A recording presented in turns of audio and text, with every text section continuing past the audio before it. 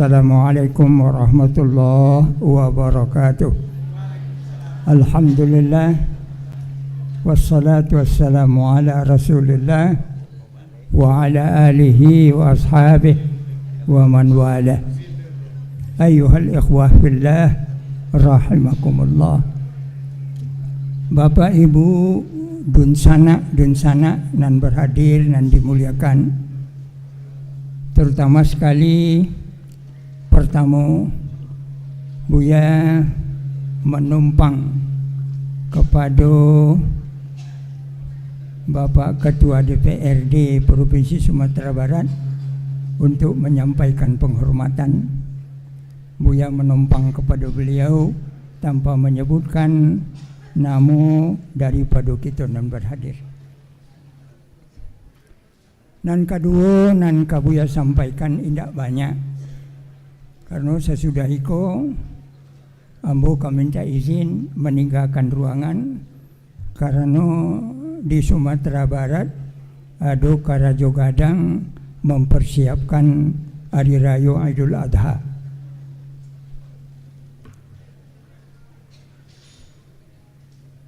Pertemuan kita kini ada 3 judulnya. Nan pertama mu pakai ranah jorantau. Artinya kita mencari anan kita karajokan sesudah itu. Berarti kita menjadi beban. Kalau kita dengar adalah disampaikan oleh pemuka-pemuka kita tadi, termasuk oleh Pak Sekjen Luar Negeri, baban bare singguluang batu.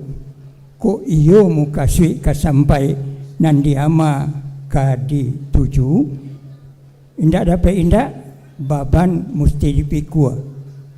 Rancang mesti dibangun.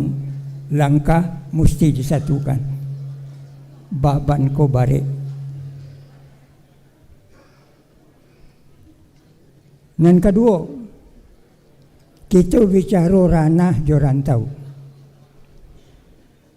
Di Minangkabau, ranah jorantau itu walaupun tampaknya berbeda, perannya indak boleh berpisah.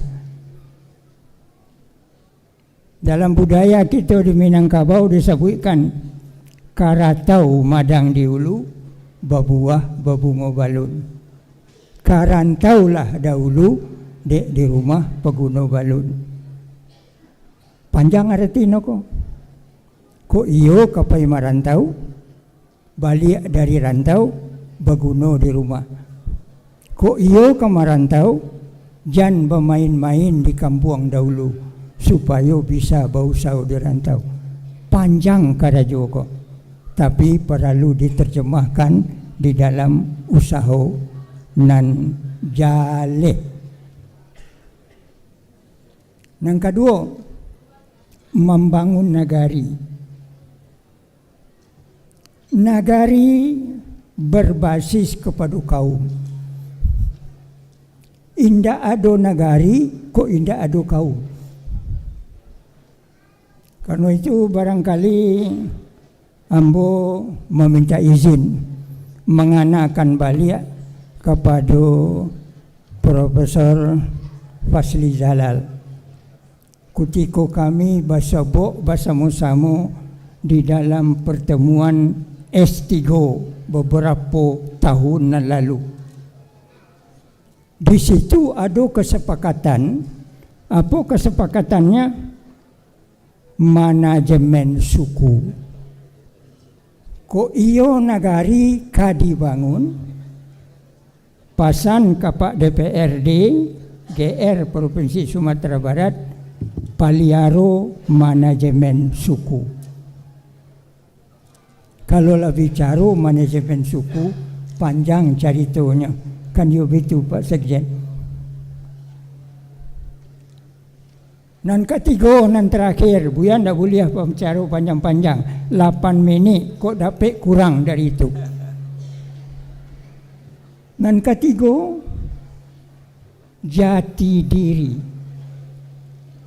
Barangkali awak perlu baraja balik kepada gubernur awak nan pernah ado membangun Sumatera Barat ketika Sumatera Barat berada di tengah-tengah krisis.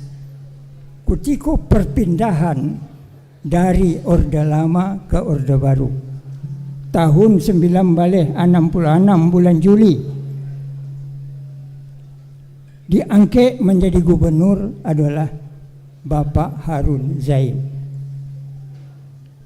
Peran Harun Zain membangun kampung, jalan kadi peloi, jambatan yang kadi bangun, urang yang kadi peloi, sanyum nan laka habis, muno nang kadi ganti. So kata itu nanado di Sumatera Barat hanya satu, muno.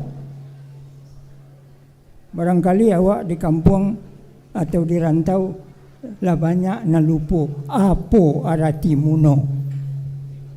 Muno tu ndak pandai senyum, ndak pandai galak lagi.